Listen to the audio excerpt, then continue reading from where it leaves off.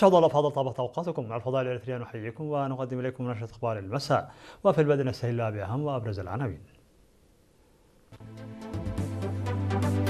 إعلان نتائج امتحانات الشهادة المتوسطة للعام الدراسي الحالي. اختتام دورة تدريبية في العلوم الاجتماعية بإقليم شمال البحر الأحمر. مشتل عتكليزان يسير في حملة التشجير.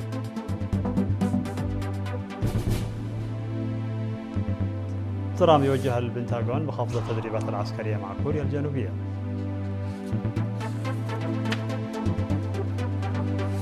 كوريا الشمالية تؤكد على عمق علاقاتها مع روسيا الاتحادية.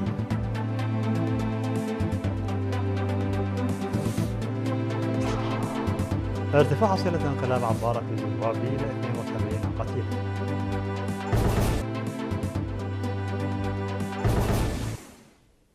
مرحبا بكم من العناوين إلى التفاصيل.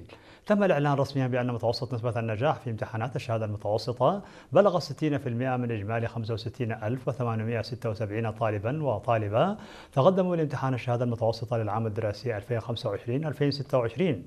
وصرح رئيس فرع تقييم الامتحانات الوطنية بوزارة التعليم الأستاذ جيرما ألم تكي لوكالة الأنباء الإريترية بأن الامتحان أجري في 535 مركزا في البلاد والسودان والمملكة العربية السعودية، مضيفا أن 45% من إجمالي الطلاب الناجحين كانوا من الإناث. وقد خضع الطلاب للاختبار في 5 مواد هي اللغة الإنجليزية والرياضيات والدراسات الاجتماعية والتربية المدنية والعلوم. وفي الختام حث السيد جيرما ألم على بذل المزيد من الجهد لتطوير برنامج توسيع خدمات التعليم التمهيدي لما له من أثر إيجابي في تحسين النتائج مستقبلا. وذكر القسم بأن نتائج امتحانات الشهادة المتوسطة والذي جرى في الفترة من 3 وحتى 5 من يونيو 2026 قد أرسلت إلى المدارس وعلى الطلاب مراجعة مدارسهم.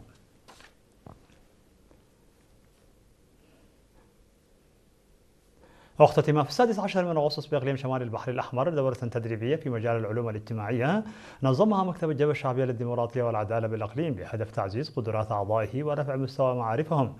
وشارك في التدريب الذي استمر 10 أيام في حبر 190 عضوا بينهم 106 من الإناث قدموا من 10 مديريات بالإقليم. وتناول التدريب عددا من الموضوعات من بينها التطور التاريخي للفكر ومفاهيمه والتطور التاريخي للقوميات الإريترية والحرب النفسية، إلى جانب موضوعات أخرى ذات الصلة بالعلوم الاجتماعية. وأوضح مسؤول الشؤون السياسية بمكتب الجبهة الشعبية للديمقراطية والعدالة في الإقليم السيد إدريس علي أن التدريب يهدف إلى إعداد مواطنين ملتزمين يمتلكون الوعي والمعرفة في مجال العلوم الاجتماعية، داعيا إلى تعزيز الجهود الرامية إلى رعاية أسر الشهداء بصورة منظمة. من جانبهم أشار ممثلو المتدربين إلى أنهم تلقوا معارف معمقة ومتكاملة تناولت الجوانب السياسية والاقتصادية والاجتماعية والثقافية والدبلوماسية، داعين إلى مواصلة تنظيم تدريبات مماثلة بصورة دورية وعلى مختلف المستويات. وأكدت مديرة إقليم شمال البحر الأحمر السيدة أسمرت أبرهة في كلمتها الختامية أهمية التدريبات المنظمة بصورة دورية في تعزيز الوعي ودعم نجاح برامج التنمية، حاثة المتدربين على توظيف المعرفة التي اكتسبوها والتأثير بصورة إيجابية في مجتمعاتهم، مؤكدة مساهمة إدارة الإقليم في هذا المجال.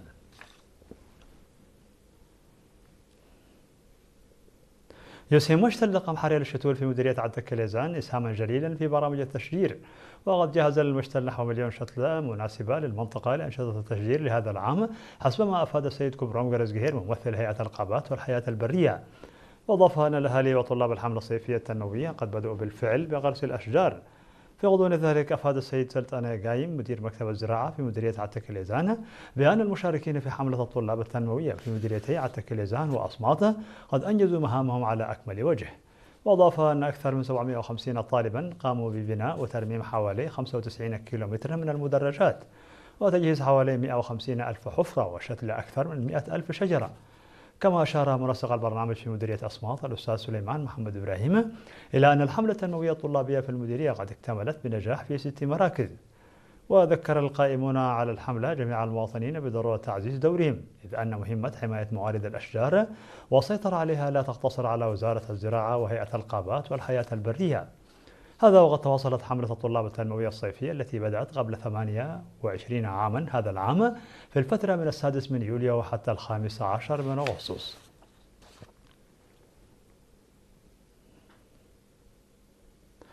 نظمت في إقليم القاشبركة في 15 من أغسطس الجاري محاضرة توعوية استهدفت طلاب مدرسة مساعدة التمريض في بارنتو حول أهمية قطاع السياحة وضرورة تنمية السياحة الداخلية. وأوضح مسؤول فرع الدراسات ومتابعة الموارد في قسم السياحة سيد سمرت قبر مدهن أن مستوى الوعي المجتمعي بأهمية قطاع السياحة لا يزال دون المستوى المطلوب، الأمر الذي يحول دون الاستفادة الكاملة من المزايا الاقتصادية التي يمكن أن يوفرها القطاع. وأكد أن رفع مستوى الوعي بالسياحة يتطلب توسيع مشاركة مختلف المؤسسات الحكومية والمجتمع، مشيرا بصورة خاصة إلى أهمية الدور الذي يمكن أن يؤديه الطلاب والشباب في نشر الوعي وتعزيز الاهتمام بالسياحة الداخلية. وأشار إلى أن إقليم القاشبركة يزخر بعدد كبير من المواقع والمعالم ذات الأهمية الأثرية والتاريخية والدينية، إلى جانب المباني والآثار التي يمكن أن تشكل موارد سياحية مهمة، موضحا أن دراستها والمحافظة عليها واستثمارها بصورة مناسبة يمكن أن يسهم في تحقيق فوائد اقتصادية كبيرة.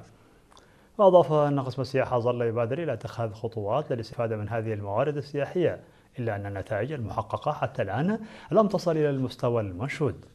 ودعا السيد سمرت في ختام المحاضرة إلى تكاتف جهود جميع المواطنين في دراسة الموارد السياحية غير المستغلة والمحافظة عليها، مؤكدا أن حماية التراث التاريخي مسؤولية مشتركة لا ينبغي أن تقتصر على جهات محددة، وحث المواطنين على المشاركة الواعية في صون هذا الإرث.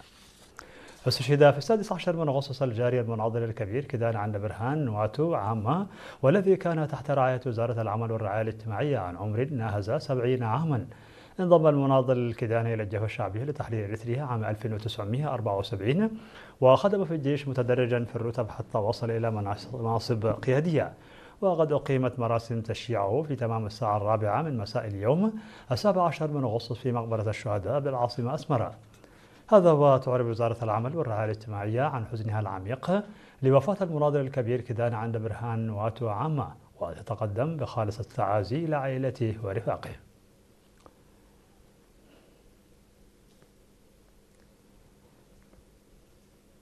مشاهدينا الأفاضل، كانت هذه الأخبار الداخلية. فاصل قصير ونوافيكم بالأخبار العالمية، ابقوا معنا.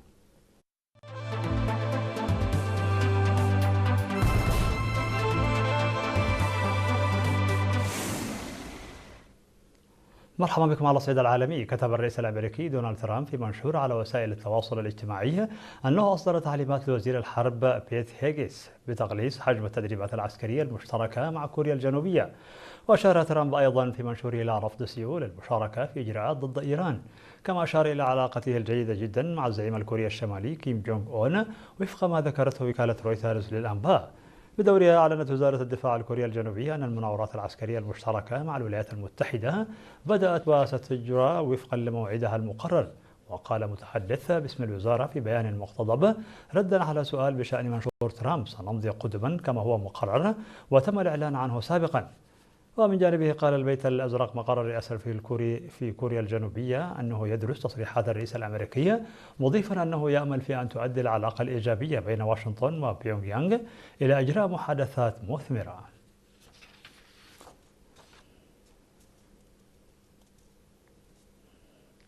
ذكرت وكالة الأنباء المركزية الكورية الرسمية أن الزعيم الكوري الشمالي كيم جونغ أون أكد مجددا على تعميق العلاقات مع روسيا في رسالة وجهها إلى الرئيس فلاديمير بوتين. وعبر زعيم كوريا الشمالية عن أمله في مستقبل العلاقات التي حملت على عاتقها تاريخ النضال المشترك من أجل العدالة وتقاليد الصداقة الثمينة. وتقاربت علاقات بيونغ يانغ وموسكو منذ أن بدأت حرب روسيا وأوكرانيا، فيما يعد أكبر تدخل لبيونغ يانغ في حرب منذ خمسينيات القرن الماضي. وذكرت الوكالة أن السفينة الروسية بالادا وصلت إلى ميناء وونسان في زيارة ودية بمناسبة ذكرى التحرير، واستقبلها مسؤولون كوريون شماليون وموظفون بالسفارة الروسية.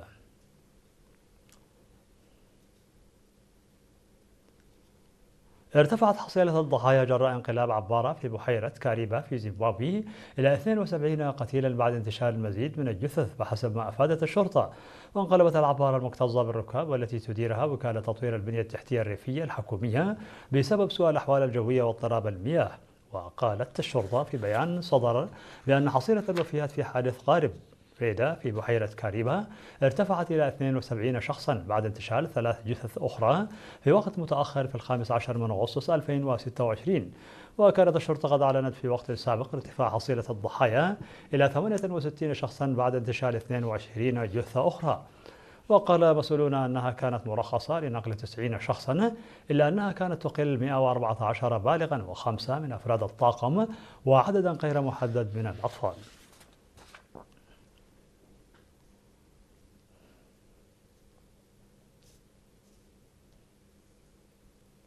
في الخبر الأخير، كشفت تركيا عن أن عضويتها بالاتحاد الأوروبي لم تعد ضمن أولوياتها، وذلك بعدما فشلت مساعي مكثفة على مدى العامين الماضيين لفتح فصول جديدة للمفاوضات وتخفيف القيود المفروضة على حصول مواطنيها على تأشيرة الدخول لدول الاتحاد شنغن. وقال الرئيس التركي رجب طيب أردوغان أن الاتحاد الأوروبي لا يبدو راغبا في قبول تركيا عضوا فيه، عادا أن أوروبا ستكون هي الخاسر الأكبر.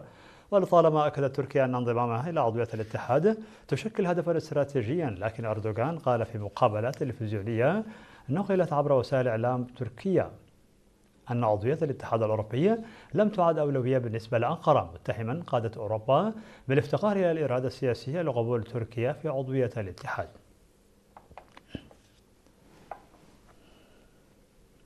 في نهاية نشر لكم تذكير بأبرز ما جاء فيها من عناوين.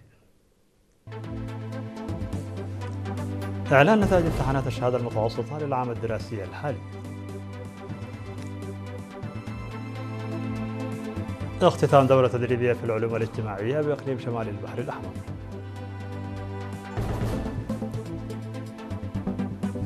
مشتل عتكليزان يسهم في حملة التشجير.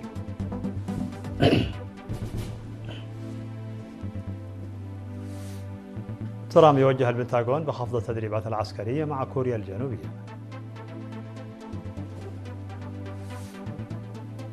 كوريا الشمالية تؤكد على عمق علاقاتها مع روسيا الاتحادية.